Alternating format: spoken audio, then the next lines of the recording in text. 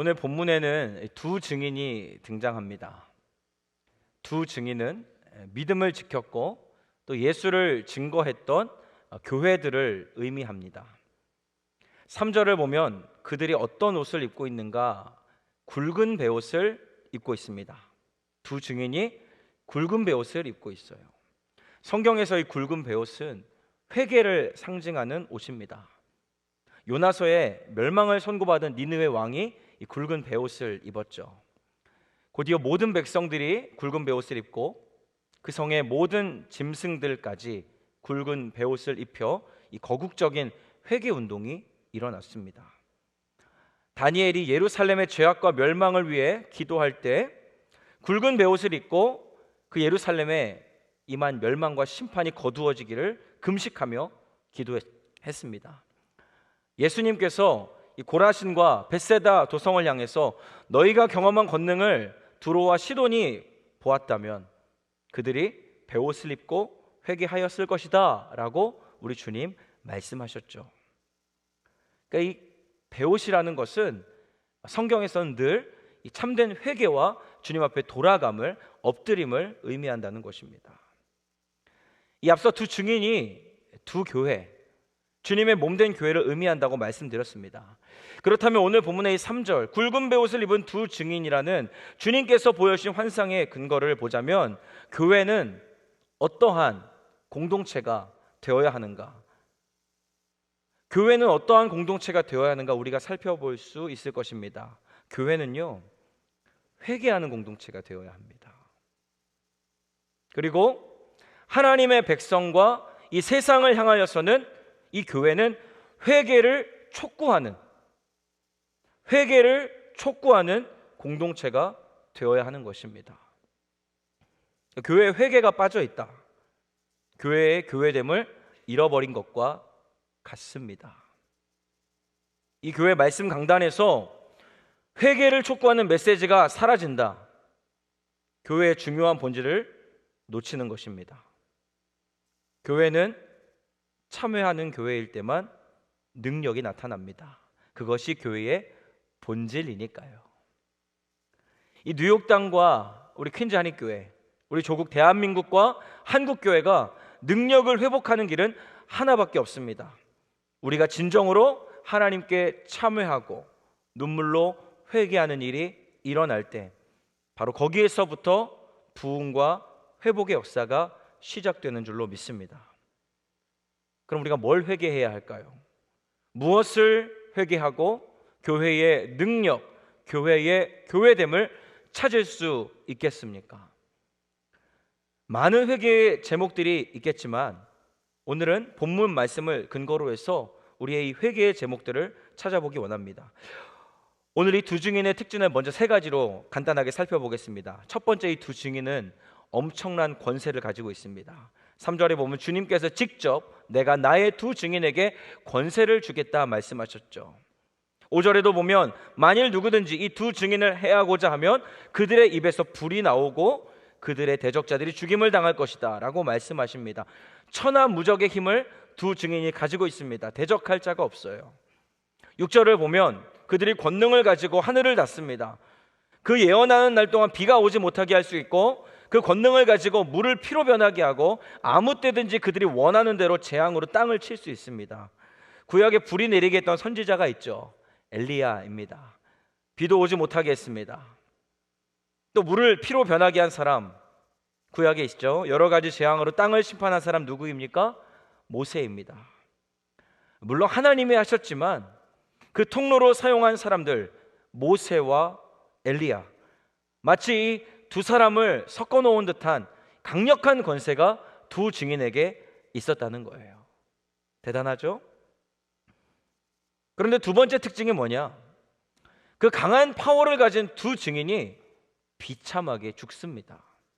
7절입니다. 그들이 그 증언을 마칠 때에 무적행으로부터 올라오는 짐승이 그들과 더불어 전쟁을 일으켜 그들을 이기고 그들을 죽일 터인즉. 막강한 권세를 가졌지만 죽임을 당해요. 그런가 하면 마지막 세 번째 특징, 그렇게 비참하게 죽은 그들을 하나님께서 3일 만에 부활시켜 주십니다. 11절입니다. 3일 반 후에 하나님께로부터 생기가 그들 속에 들어가매 그들이 발로 일어서니 구경하는 자들이 크게 두려워하더라. 두 증인의 삶과 죽음이 이렇게 본문에 나타나 있습니다. 여러분 어떻습니까? 이 두 증인의 삶 마치 우리 예수님의 삶과 비슷하지 않습니까? 엄청난 권세와 권능을 가졌고 또 대적자들에게 비참한 죽임을 당했습니다.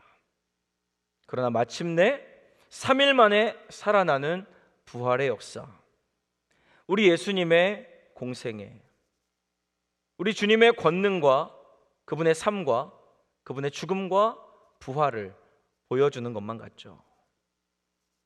8절을 보면 두 증인과 예수님을 아주 원색적으로 연결하고 있음을 보여주고 있습니다.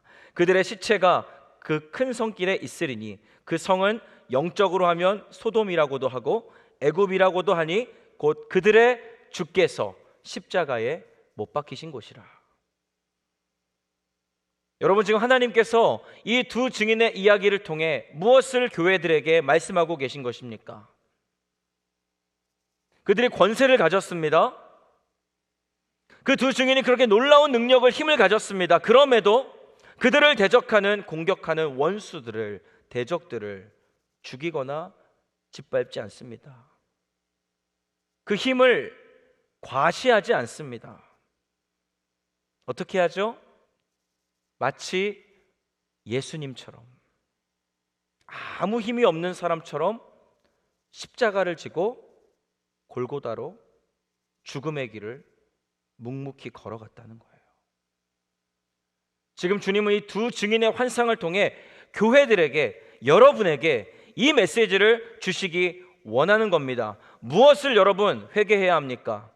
무엇을 참여해야 교회의 교회됨을 회복할 수 있습니까? 우리가 두 증인처럼 살지 못함을 회개해야 합니다. 두 증인의 표대가 되셨던 예수님처럼 살지 못하고 있음을 회개해야 해요. 우리는 두 증인의 길을 걷지 않습니다. 우리는 예수님의 길을 걷지 않아요. 이것이 교회가 회개해야 할 일입니다. 우리는 모세와 엘리야를 합쳐놓은 그 힘과 권세를 원해요. 영권을 주시옵소서, 능력을 주시옵소서 기도합니다. 그렇게 얻은 파워, 하나님이 주셨던 그 놀라운 간증의 역사를 나를 자랑하는 일에, 자고하는 일에, 내가 그 일에 쓰임을 받았었노라, 나를 높이는 일에 도구로만 사용하는, 내가 얼마나 큰 부흥을 경험했는지 너희가 아느냐고, 왜 너희들은 나처럼 못하느냐고. 이게 오늘날 교회 안에 팽배한 논리 아닙니까?